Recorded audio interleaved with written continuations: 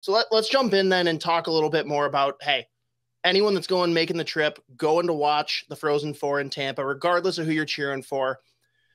Talk to me a little bit about what separates the pregame festivities around Amalie Arena compared to some of the other NHL markets. Well, it starts for me because with the weather and the setup they have, that they can have a lot of entertainment and action going on outside the arena.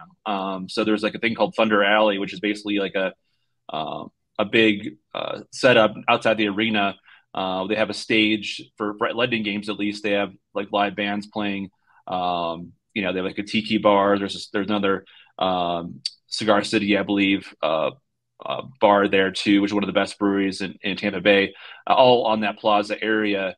And then they usually play like the game on the big screen against the big parking garage there. And you have a lot of fans who don't go to the game will sit in their lawn chairs and just have drinks and kind of, almost a tailgate feel to it. So I think having that weather advantages as opposed to Minnesota allows them to have those bands pregame and some music. And I'm sure there'll be something similar this time. I imagine the bands will be getting involved and they'll probably have some pregame, events, knowing what they do so well in Tampa is hosting major events like this and be in multiple Frozen Fours now in Tampa. So there's a lot of bars kind of, within walking distance as well. So it can be a full day of activity there before the game even starts, especially if it's the 8:30 opening face-off. So yeah, I think overall the outdoor, the music, and having that um, kind of walkway area where fans from each school can kind of mingle together will be kind of make it unique. Very cool. And talk to me about just like the whole food and bar scene in and around Amalie Arena then. I mean, we've seen what it is on West 7th. Any of the Gopher fans know what that is. Yeah. What's it the scene like in comparison? Well, there's a riverfront there too, or waterfront, which is nice to walk along the park. So you have that kind of feel in the Riverwalk, they call it. They have a bunch of restaurants and bars, which is a little bit of a walk, but it's not that it get all connected to each other. Like Ulele is one of my favorite restaurants. Outdoor seating, you get open container along the bridge there. So that's a pretty cool way to start early afternoon to walk your way up towards Channel Side area where the arena is. The typical hockey bar is called Hattricks. A lot of fans go there. Pre and post game. A lot of some former players and ESPN crew went there after the Cup Finals every game and stuff like that. And so you usually run into some people there. Just typical great hockey bar, a lot of TVs, and some relatively cheap beer and stuff. Yeoman's is another bar right across from similar to that area.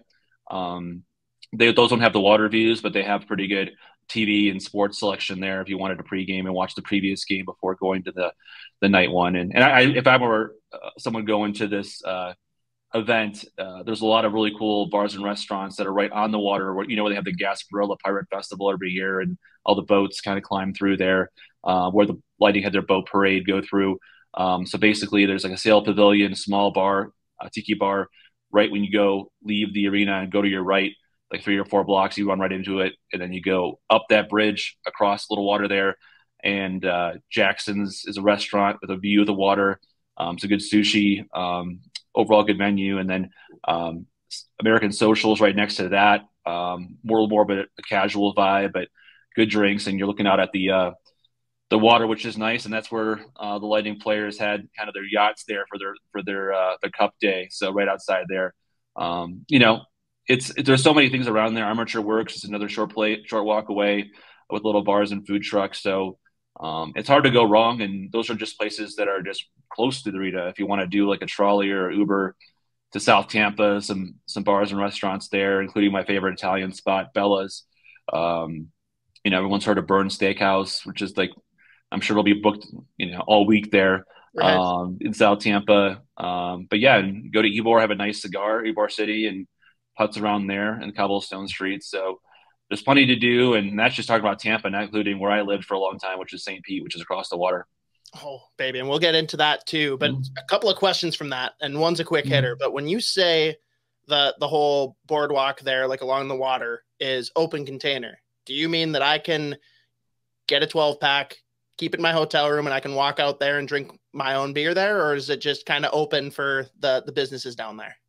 It's usually the only time I've ever done is having it from the bar to bar or like that, or they have those things, either concerts or shows. Like I've never, done that where I've had just picked a, 12 pack and walked around. I'm sure there's so many people there you can. I'm not trying to get you to break the law or not, but I'm sure if you take a solo cup and move around. But yeah, it's I'm saying like where you go from Eulalie all the way up the Riverwalk. Usually it's an open container where if you go from bar to bar, you can kind of take the plastic cup and go around. But overall, that's a really good spot. For legal reasons, Joe Smith does not condone illegal drinking of alcohol in public places.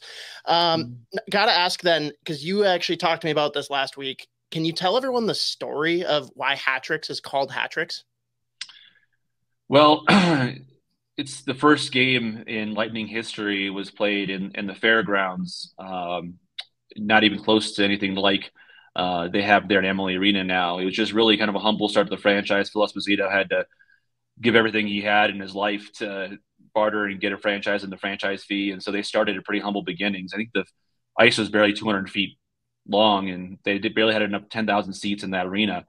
And so first game, they were making sure to tell the ushers like, hey, like don't let anybody be unruly or throw things on the ice or whatever, kick them out.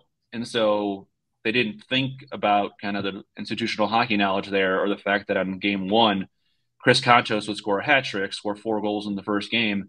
And when a fan started to throw the hats on the ice like you do for hat tricks, one of the ushers tried to kick one of them out because throwing it on the ice. And so Phil Esposito had to personally get involved to keep them in the building and just kind of educate some of the fan base or his own workers there about hat tricks. So now it's kind of fitting that the main hockey bar is called Hattricks.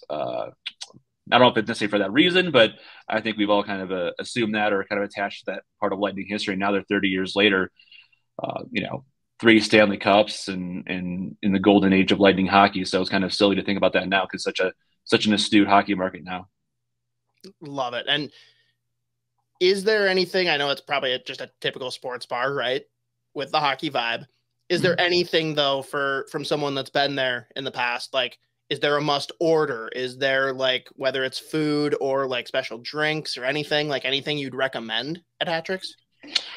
They have pretty good bar food, like usual, like wings and stuff, like there's nothing that's like world famous as most bars will tout something, but I just love getting like Coors Light or Captain and Diet and enjoy myself. A lot of pictures and stuff on the wall and a little bit of history there. And it's a pretty short walk from the Arena district. So yeah, I think overall just the history of knowing guys like Marty St. Louis and those guys have been there a lot before. And, the staff is really good. So that's just one of them, but a lot of really good places around there that I'm sure will take all the Gopher fans business next week. Well, and that's the key question that I know everyone's going to need following up. Whenever I go out for a game at the X, the plan is, hey, we're meeting at Tom Reed's, but when it's probably too full, where do we go from there? Like, what's the backup move? So if someone walks up to Hattricks and they're like, oh my gosh, there's no way I'm getting in here, what's like a close place that you would say is your backup? I would say Yeoman's is the one that's relatively close. That's kind of a really good, newer sports bar. They have good food and they have an outside balcony, pretty decent size. When I had one of my athletic meetups with fans and subscribers, we had a pretty good rooms reserved there a few years back. So that's a good spot. And then the Hub is like a kind of a sticky floor dive bar, cash only. But they have it's another spot a little bit down the path that if you wanted to just get ready for the pregame action, that's another one that's a little further away from the arena, but a good walk won't hurt you, especially all those calories you'll be consuming. That is a very fair point.